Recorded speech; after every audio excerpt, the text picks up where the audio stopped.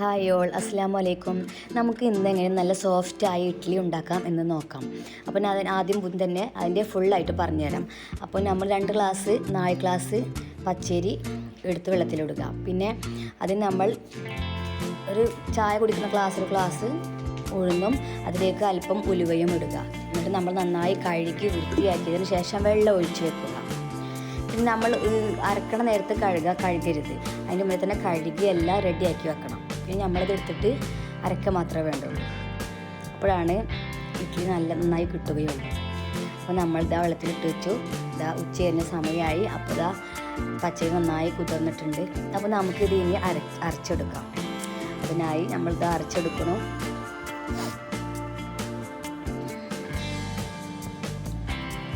ഒരുപാട് നല്ല നൈസായിട്ട് അറിയണ്ട കേട്ടോ. കുറച്ചൊന്നും ഇങ്ങനെ കിടന്നോട്ടെ, അതുകൊണ്ട് കുഴപ്പമില്ല. എന്നാൽ നമ്മൾ നന്നായി അരച്ചെടുത്തതിന് ശേഷം ചൂടുള്ള വെള്ളത്തിൻ്റെ മേലെ അത് കയറ്റി വെച്ചു. അതായത് നമ്മൾ ഒരു അരപ്പാത്രം വെള്ളം ചൂടാക്കിയിട്ട് ഈ അരച്ച മാവ് ആ വെള്ളത്തിൻ്റെ മേലെ കയറ്റി വെക്കുക. ഇങ്ങനെ ചെയ്യുമ്പോൾ നന്നായി പൊന്തി വരുമെന്നാണ് പറയുക. നമ്മൾ മിക്സിയിലൊക്കെ അല്ലേ ആട്ടാറ്, ഗ്രൈൻഡറിലാട്ടുമ്പോൾ അതിൻ്റെ ആവശ്യമൊന്നുമില്ല കേട്ടോ. നമുക്ക് അടിപൊളിയായി കിട്ടും. ഇനി പിറ്റേ ദിവസം നമുക്കിത് എങ്ങനെ ഉണ്ടെന്ന് നോക്കാം. പിറ്റേ ദിവസമായി. അപ്പോൾ നമ്മളത് നോക്കുകയാണ്.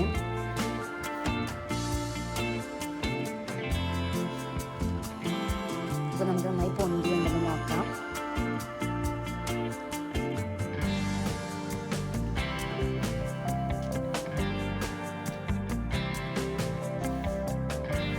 അത് നമുക്ക് ഓപ്പൺ ചെയ്ത് നോക്കാം. മാവ് നന്നായി പൊന്തിയിട്ടുണ്ട്. അപ്പോൾ ഇങ്ങനെ ചൂടുള്ള വെള്ളത്തിൻ്റെ മേൽ കയറ്റി വെച്ചാൽ എന്തായാലും നന്നായി പൊങ്ങി വരുന്നു മനസ്സിലായി. നമ്മൾ ഇഡ്ഡലിക്കാണെന്ന് ഇട്ടിരിക്കുന്നത്, അതുകൊണ്ട് കുറച്ച് കട്ടിയിലാണ് കേട്ടോ. നമ്മളധികം ഒരുപാട് വെള്ളം ഒഴിച്ചിട്ടില്ല. ദോശക്കാകുമ്പോഴാണ് കുറച്ചും കൂടി വെള്ളം ഒഴിക്കേണ്ടുള്ളൂ. അപ്പോൾ നമുക്കിനി ഇഡ്ഡലി ഉണ്ടാക്കി നോക്കാം. എങ്ങനെ നല്ല സോഫ്റ്റായിട്ട് ഉണ്ടാക്കാമെന്ന് നോക്കാം കേട്ടോ. അപ്പോൾ നമ്മൾ അതിന് നമുക്ക് ഉപയോഗിക്കുന്നതിന് ആവശ്യമായി മാത്രം ഒരു പാത്രത്തിലേക്ക് കുറച്ച് മാറ്റുക. അതായത് നമ്മൾ എത്രത്തോണ്ട് ഉണ്ടാക്കുന്നുണ്ട് അതനുസരിച്ച് മാറ്റിയാൽ മതി. ബാക്കി നമുക്കവിടെ നീക്കി വെക്കാം. അപ്പോൾ നമുക്ക് ബാക്കി ഉണ്ടെങ്കിൽ നാളെ യൂസ് ചെയ്യാമല്ലോ. അതിന് വേണ്ടിയിട്ടാണ്. അപ്പോൾ ഞങ്ങൾ കുറച്ച് ഉപ്പൊക്കെ ഇട്ട് അടിപൊളി മാവായി കിട്ടിയിട്ടുണ്ട്. അപ്പോൾ നമുക്ക് എങ്ങനെ ഇഡ്ഡലി സോഫ്റ്റായി ഉണ്ടാക്കാമെന്ന് നോക്കാം കേട്ടോ. അതിനായി നമ്മൾ ഇഡ്ഡലി ചെമ്പ് അടുപ്പത്ത് വെക്കുക. നമ്മൾ സ്റ്റീലിൻ്റെ കേട്ടോ ആദ്യം ഉണ്ടാക്കിയിരുന്നത്. പക്ഷേ സ്റ്റീലിൻ്റെ ഉണ്ടാക്കാനായിട്ട് ഒന്നും കൂടി നന്നായിട്ട് എനിക്ക് കിട്ടിയത് അലുമിനിയത്തിൻ്റെ ഇഡ്ഡലി പാത്രത്തിലാട്ടോ. അപ്പോൾ ഞാൻ സ്റ്റീലിൻ്റെ മാറ്റി വെച്ച് അലുമിനിയത്തിൻ്റെ ഇഡ്ഡലി പാത്രം എടുത്തു കേട്ടോ. അപ്പോൾ വെള്ളം ചൂടായതിനു ശേഷം നമ്മൾ ആദ്യമായിട്ട് ഇഡ്ഡലി തട്ട് അതിൻ്റെ ഉള്ളിലേക്കൊന്ന് വെക്കുക. അത് ജസ്റ്റ് ഒന്ന് ചൂടാവണം കേട്ടോ. അപ്പോൾ നമ്മൾ രണ്ടും അതിൻ്റെ മേൽ വെച്ചു. 2 ഇഡ്ഡലി തട്ടും വെച്ചിട്ടുണ്ട്. എന്നിട്ട് ജസ്റ്റ് ഒന്ന് ചൂടായി വരുന്ന വരെ നമ്മൾ വെയിറ്റ് ചെയ്യുക. ഇതൊന്ന് ചൂടായതിനു ശേഷം നമ്മൾ ഇത്തിരി എണ്ണ അതിന്മേൽ പുരട്ടുക. കുറച്ച് എണ്ണ ചെറുതായിട്ടൊന്ന് പുരട്ടിയാലാണ് നമുക്ക് ഇഡ്ഡലി നന്നായി കിട്ടുകയുള്ളൂ. ആദ്യമൊക്കെ കവറൊക്കെ യൂസ് ചെയ്തിരുന്നിരിക്കും. നല്ല ഓർമ്മയുണ്ട്. കുറേയൊക്കെ മുന്നേ കവറാണ് എല്ലാവരും യൂസ് ചെയ്തിരുന്നത്. ഈ ഇഡ്ഡലി പാത്രത്തിൻ്റെ മേൽ കവർ വയ്ക്കും. എന്നിട്ട് അതിലാണ് ഇഡ്ഡലി ഒഴിക്കുക. അപ്പോൾ നമുക്ക് വേഗം കിട്ടും. പക്ഷെ അത് നമുക്ക് ആരോഗ്യത്തിന് ഹാനികരമാണെന്ന് നമുക്ക് അന്ന് അറിയണ്ടായിരുന്നില്ല. പക്ഷെ ഇപ്പോൾ എല്ലാവർക്കും അറിയാം. അപ്പോൾ ആരും അങ്ങനെ ചെയ്യാറില്ല. അപ്പോൾ കവറൊന്നും ആരും യൂസ് ചെയ്യാറില്ല. അപ്പോൾ നമ്മൾ ലേശം എണ്ണ പുരട്ടിയിട്ട് നമ്മൾ അതിലേക്ക് നമ്മൾ മാവ് ഒഴിക്കുക. നമ്മൾ പുറത്തേക്ക് ഇഡ്ഡലി തട്ട് എടുത്തിട്ട് അതിലേക്ക് മാവ് ഒഴിച്ചിട്ട് നമ്മൾ അങ്ങോട്ട് കയറ്റി വെക്കേണ്ട ആവശ്യമില്ല. അപ്പോൾ അത് ജസ്റ്റ് ഒന്ന് എണ്ണ നമ്മൾ ചെറുതായിട്ടൊന്ന് പുരട്ടിയതിന് ശേഷം ഒന്ന് ജസ്റ്റ് ചൂടുണ്ടല്ലോ, അപ്പോൾ അതിലേക്ക് നമ്മൾ മാവ് ഒഴിച്ചാൽ മതി.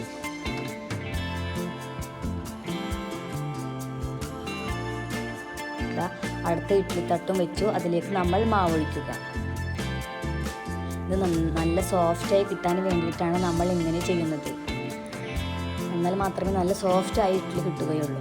നമ്മൾ മിക്സിയിലൊക്കെ അല്ലേ മാവ് അരയ്ക്കുന്നത്, അതുകൊണ്ടാണ് നമ്മൾ ഇങ്ങനെയൊക്കെ ചെയ്യുന്നത്. അപ്പം നിങ്ങൾക്ക് എൻ്റെ ചാനൽ ഇഷ്ടപ്പെടുകയാണെങ്കിൽ എന്നെ ഒന്ന് സപ്പോർട്ട് ചെയ്യണേ. അടുത്തുള്ള ബെല്ലൈക്കണും കൂടി ഒന്ന് അമർത്തണേ. അപ്പോഴാണ് ഞാൻ ഇടുന്ന അടുത്ത വീഡിയോസ് നിങ്ങളിലേക്ക് നോട്ടിഫിക്കേഷൻ എത്തുകയുള്ളൂ.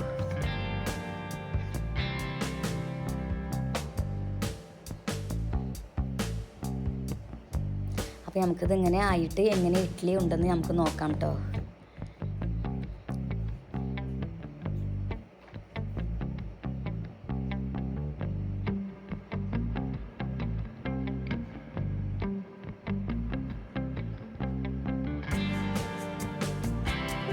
മാവൊക്കെ ഒഴിച്ച് വെച്ച് ഇനി ഇതൊന്ന് മൂടി വയ്ക്കുക.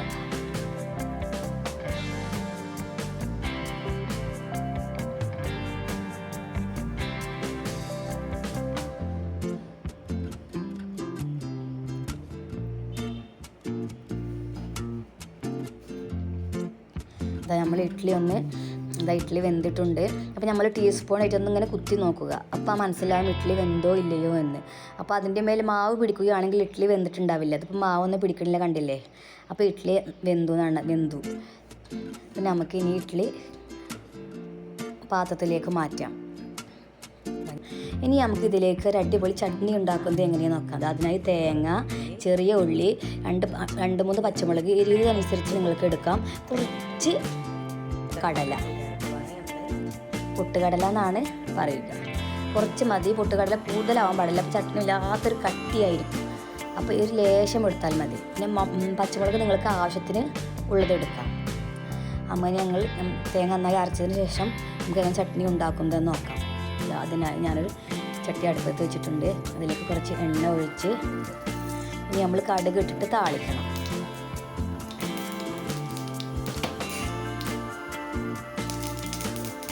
കടുക് നന്നായി പൊട്ടി വരുന്നുണ്ട്. അതിലേക്ക് കുറച്ച് വേപ്പിൻ്റെ ഇല ഇടുക. ഈ വേപ്പിൻ്റെ ഇല കുറച്ച് അധികം ഇടണം കേട്ടോ. ഇവിടെ ഇപ്പോൾ ഇത്തിരി എനിക്ക് ഇട്ടിട്ടുള്ളൂ. ഞങ്ങൾ വേപ്പിൻ്റെ ഇല പുറത്തുനിന്ന് മേടിക്കാറില്ല. നമ്മളെ വീട്ടിൽ തന്നെ ഉള്ളത് യൂസ് ചെയ്യാറ്. അതിലേക്ക് 2 പച്ചമുളകും കൂടി ഇടുക.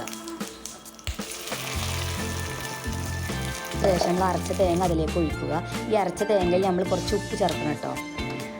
അതിലേക്ക് ഒഴിച്ചിട്ട് ജസ്റ്റ് അധികം തിളപ്പിക്കാൻ പാടില്ല. ചട്നി ഉണ്ടാക്കുമ്പോൾ അധികം തിളപ്പിക്കാൻ പാടില്ല.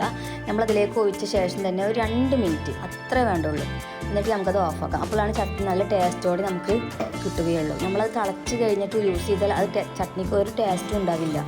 ജസ്റ്റ് ഒന്ന് ചൂടാവേണ്ട ആവശ്യമില്ല. ജസ്റ്റ് ഒന്ന് 2 സെക്കൻഡ് നമ്മൾ വെച്ചതിന് ശേഷം നമ്മൾ തീ ഓഫാക്കുക. അത്ര മതി. അപ്പോഴാണ് സൂപ്പറായിരിക്കും.